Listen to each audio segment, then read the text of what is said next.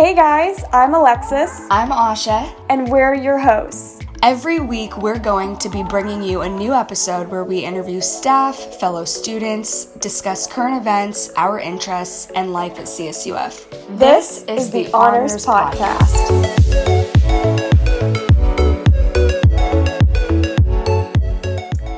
All right, everybody, welcome back, and thanks for tuning in to this episode of the Honors Podcast. For this week's episode, we will be speaking with the one and only President Fram Virjee. We are so excited to have you here with us, President Virjee. To start off, can you tell us a bit about yourself and your role within CSUF? About myself, I am a first-generation college student. I am an immigrant to this country. I moved to the United States when I was 6 years old in 1966, and everybody knows exactly how old I am. My dad was a ship captain, and so we traveled all around the world for my first 6 years of my life. And then my parents decided I needed to go to school. And so my mom was from California, and so we moved to California and moved here, as I said, in 1966. Grew up in San Pedro, right up the bay from here. I actually came across on the Queen Mary. That's how we immigrated to the United States, never knowing it would be in my own backyard for my whole life, which is kind of interesting. I went to UC Santa Barbara for undergrad. I went there to play water polo, and I played for a year and then tore my shoulder, and that was that. But it was a great place to go to school. The best part of it was meeting the love of my life. The first 2 weeks of school, and we went out for 7 years before we got married. I went straight from college into law school at UC Hastings, and practiced law for 30 years.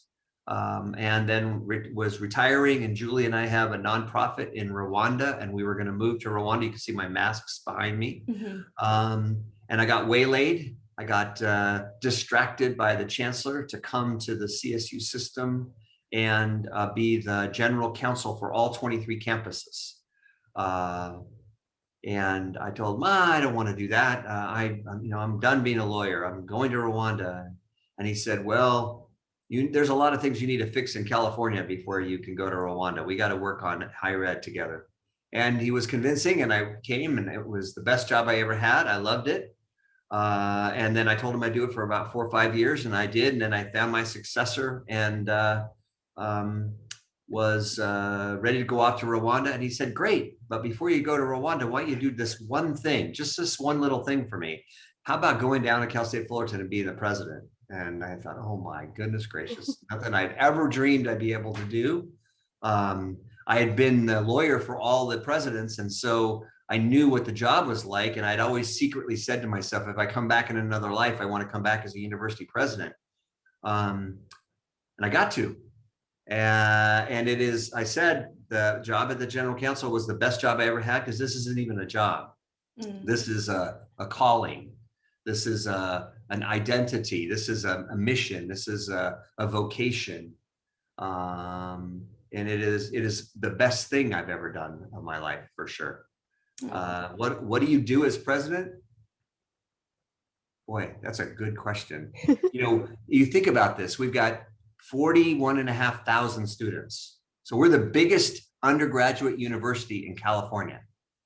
Bigger than UCLA, USC, any other school in California, undergraduate. It's only the graduate programs at some of those campuses that are bigger. So we're the third largest university in California, but we're the biggest undergraduate. What do we have? Retail, we have housing, we have energy, we have contracts, we have food service.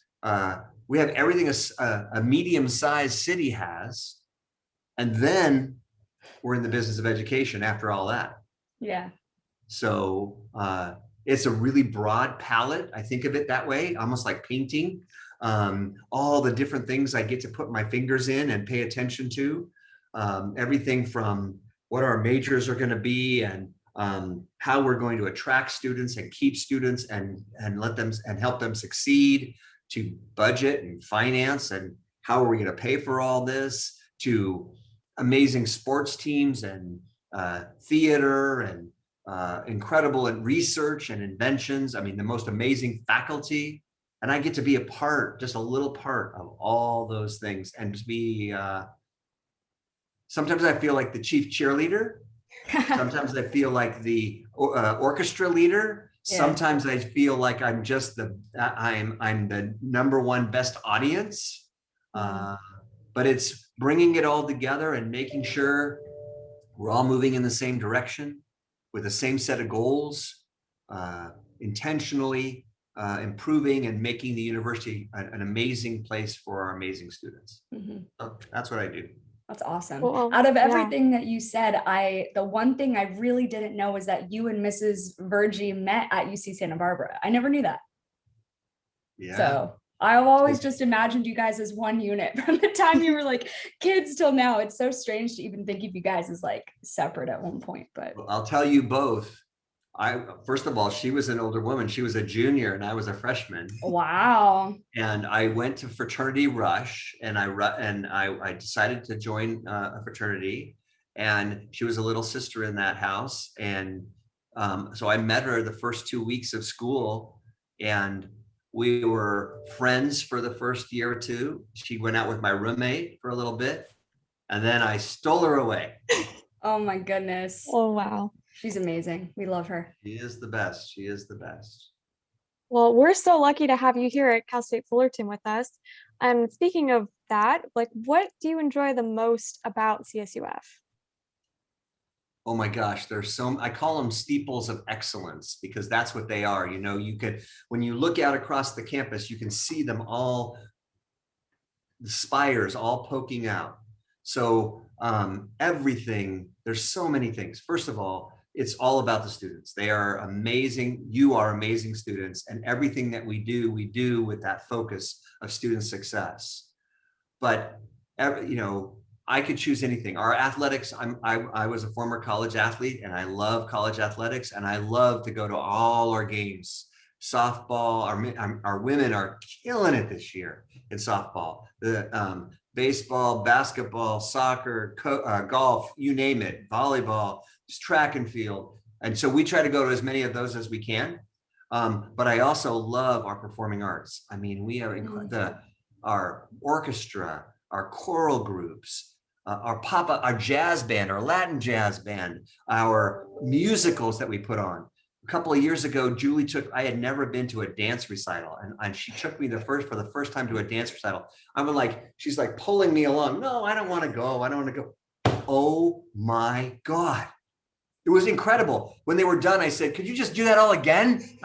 So now I will never miss a dance recital. Our opera is incredible. So all the performing arts I love. But then I also love the academic program, you know, going to the engineering school and going to the capstone program, where all these students are building their capstone engineering projects, artificial intelligence, helping with visually impaired. I mean, it's just incredible what they're doing. Going into the business school and listening to one of the PR classes do pitches for PR. Everywhere you go, you see these amazing steeples of excellence. Our natural science and math, our gravitational wave center, part of a Nobel Prize. I mean, there's so much excellence. So what do I like best? I like best walking across campus.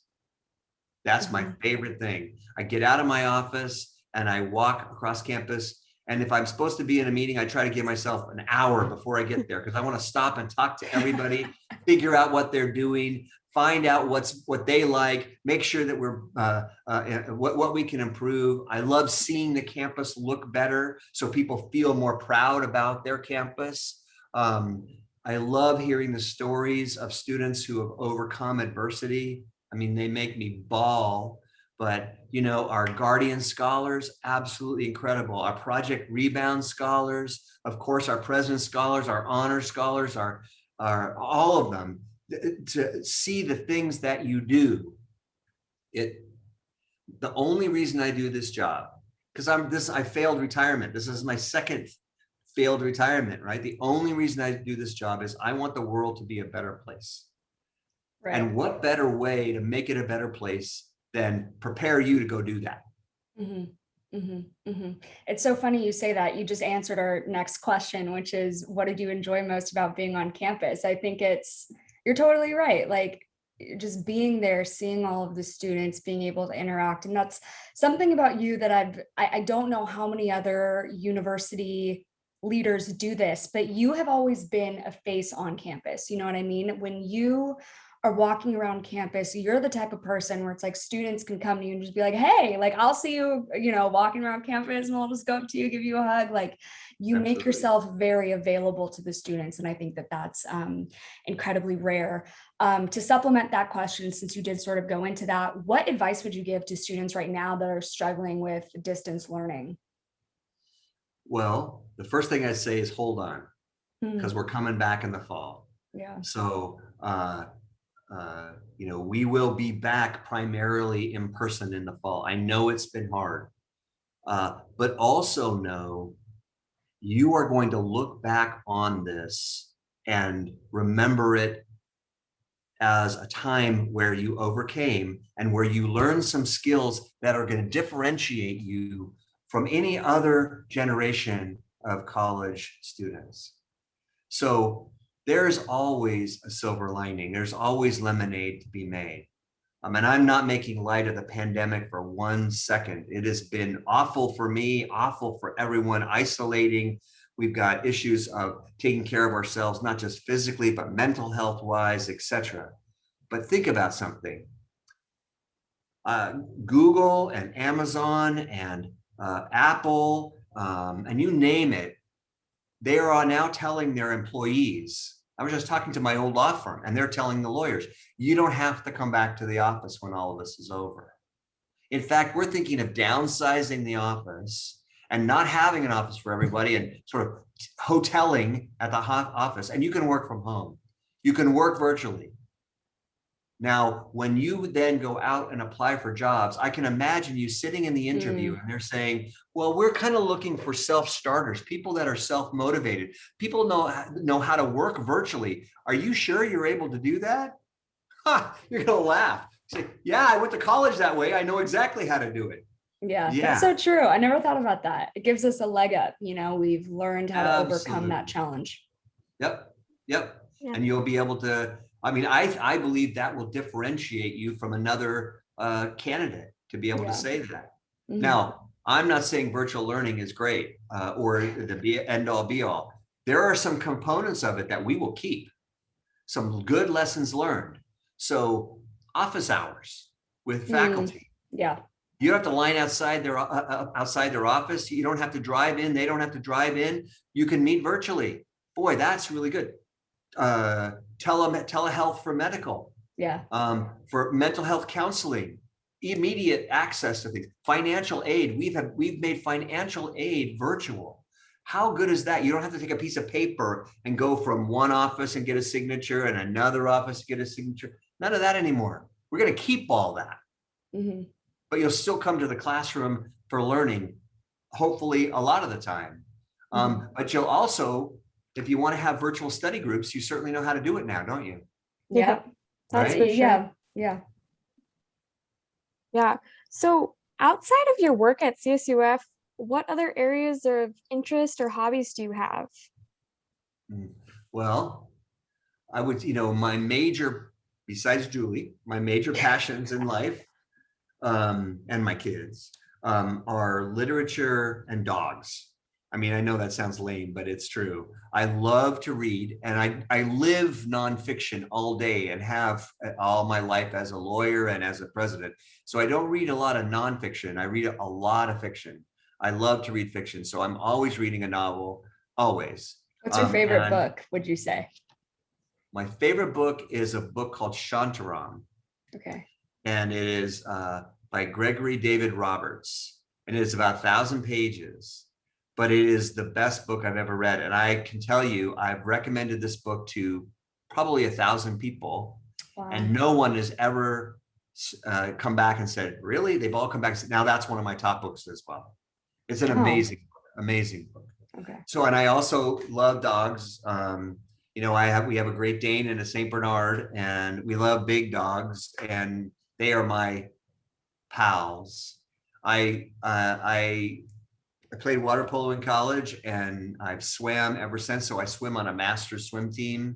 We had practice 4 times a week at 6 o'clock in the morning, go to the pool with the coach and all that. And I love that part of my life. We love to travel, and we love Rwanda. We love doing our work there. So those are some of the kind of outside interests that I have. And speaking of the work that you're doing, so you've co-founded a nonprofit. It's called Yambi Rwanda, with your wife Julie Virjee. Tell us more about that. Just for the people who have never heard about it. So the easiest thing, if you want to know about it, is you can go on the internet and type in Yambi, Y-A-M-B-I, YambiRwanda.org, and you will learn all about it. But it is not, we are not Bill and Melinda. We don't have a lot of money. Yes. And so it's us and whoever contributes, a lot of our friends. Every once in a while, a foundation gives us money.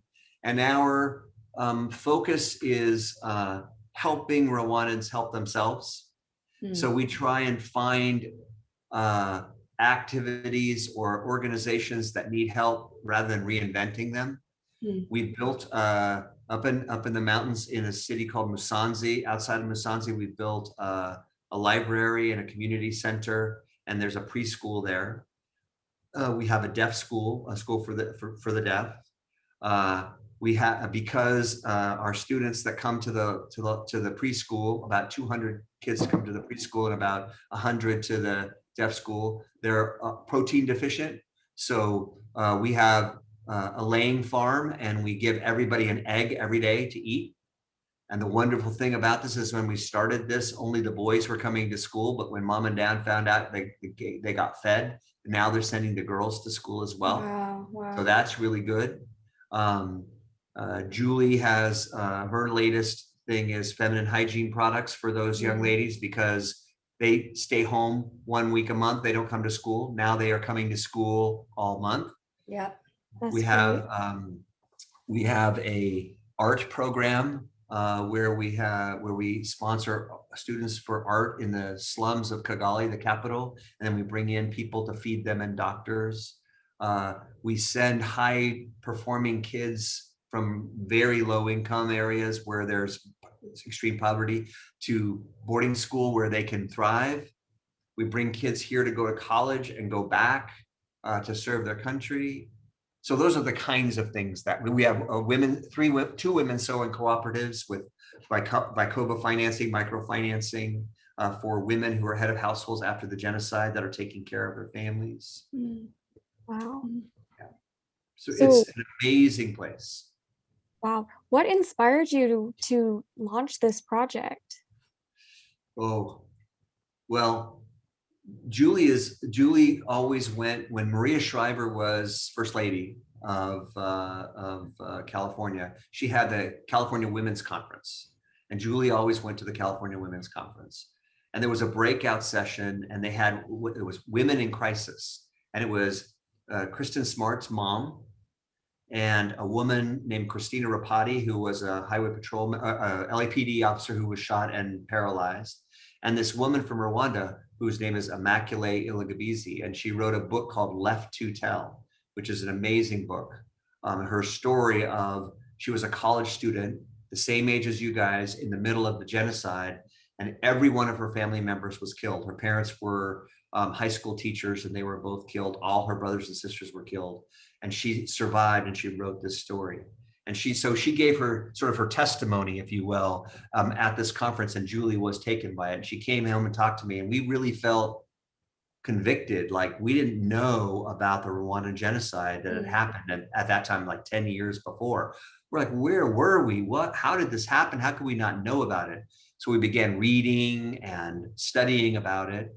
And then just out of the blue, a friend of mine who's the pastor of our church that I went to high school with, he said, I'm going to Rwanda. You want to go with me?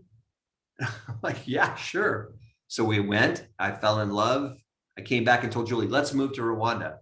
She said, well, do you think I could go visit at first? Maybe it's not for me. I knew for sure. I said, yep, sure. So we went together and she said, you go home, I'm staying. She loved it so much. She did not. And so that was it. I came back and I told my law firm that I was retiring.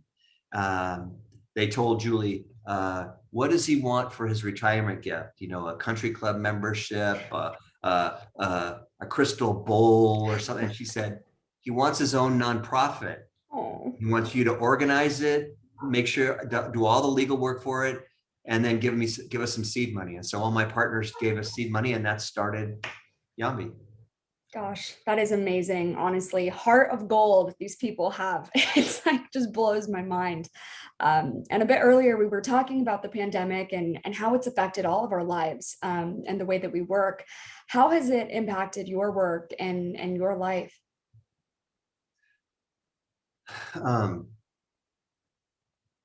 You know, it's been a long time since I've been lonely, and I've been lonely. I mean, I am blessed beyond measure to have Julie in my life, and two of my sons live with me, but we live very in our bubble. We did not go anywhere. We were very careful. And I thrive, as you said, on being on campus with everybody and talking to everybody. It's the only reason I do this job. And you know, right or wrong, I'm a hugger. And you know, I love to put my arm around someone when we're walking around and talking. That's how I connect with people. It's pretty hard to put. If you have a bad day, get a hug from President Virjee and Mrs. Julie. They will make your day so much better. It's so hard to put your arm around someone on Zoom, right? So and that's been hard. We are so lucky. We have a place to live. We've kept our jobs. We haven't had to worry about things financially that way, unlike so many people in this country. We have health insurance. We can take care of ourselves. It's been devastating to watch the carnage of some of our Black and brown communities around us, people losing jobs, students having to drop out. I mean, it's been so hard for me to watch that. So I can only imagine how hard it's been for them to live it. And trying to run a university virtually is crazy.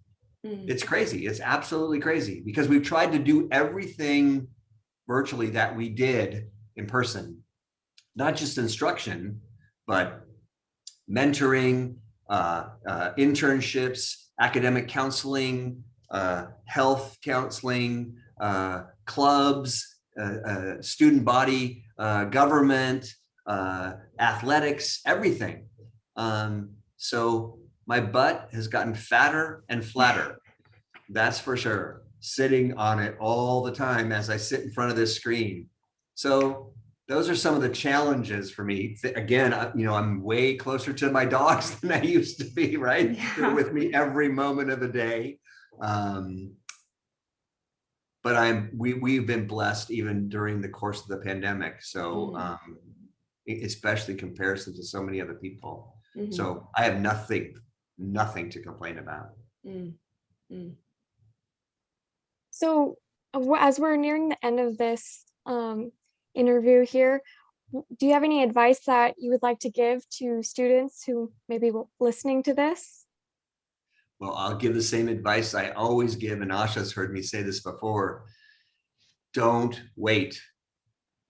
You know, I tell the same story because because I lived it, and it is emblematic of it. When I first got to Santa Barbara, I was riding my bike and along the bike path, which is how everybody gets to class. And there was a big poster on a bridge that we would go under, and it said, spring concert. And I thought, oh, I got to go to that. And I rode right by, and it went right out of my mind, and I never went. And the next year, sophomore year, I rode by it. Spring concert. Oh, I really need to go to that. I forgot. Junior year. Oh my gosh. And my senior year, I finally went to the spring concert, and it was so fun. It was so great. And I thought to myself, you missed 3 years of this because you were not paying attention. There's so much that goes on campus and in our campus life and in our campus community. There are speakers all the time, amazing people coming to our campus to speak. There are movies, there are plays, there is music, there is sports, there are clubs, there are study groups together, there's Dirk, there's all these different things. There's Greek life, there's you name it, intramurals, all this stuff. So find your passion and jump in right from the start. Don't say as a freshman, well, I need to get to that when I'm a sophomore. Do it now. And I promise you, if you do these things, you'll find your posse, you'll find your people, you'll remember Cal State Fullerton as family because you found your family and friends there. And you'll feel like you belong, and you will do better in school, and you will be more successful. And when you get out into the world, all those people are going to be successful too. And the people that have helped me in my life are people I went to college with. Oh yeah, sure, of course. You want to interview with somebody over there? Great. Oh, you need a new client over there? Great. Oh, you need some help with that? Absolutely. Can I recommend? This is your building of your community. I was going to say your network, but that sounds too mercenary. It's not. It's the building of your family, your extended family that will be with you for the rest of your life. Being a Titan means something. And my goal is to demonstrate that in Orange County and in Southern California, being a Titan is just as good or better than being a Bruin or a Trojan or anybody else. Yes. We have the Titan family. The Titan family takes care of each other. So get involved and be a Titan. I cannot tell you how strongly I feel about that. You know, like being a Titan is the biggest honor. And it's so funny. Like I'm graduating in a few weeks. I was talking to my mom about this, about how like, you know, your words, when I met you when I was a sophomore, you told me that like, just get involved as soon as you can and don't wait. And so I did. And I felt like I just hit the ground running. And I was talking with my mom about how you'd think after doing so much, you'd be exhausted, but it's quite the opposite. It's almost like the more that you do at Cal State Fullerton, the more energized you get. And it's incredible how it sort of builds you up. And I think that's incredible advice, even for the graduating seniors, like out in the real world now, so to speak. I am not going to wait for happiness to come find me. Like I'm going to do it now. I think a lot of us have this thing like, I'll be happy when I get the job. I'll be happy when I graduate. And then it happens and you're like, okay, now what? Like you need to act now and find that happiness now in the moment. I think that's so important. And nothing is forever as well. If you don't be afraid to try something, because if you don't like it, you can put it down and try something else. Yep. You know, gone are the days like dinosaurs like me, where you stay at the same employer for 30 years.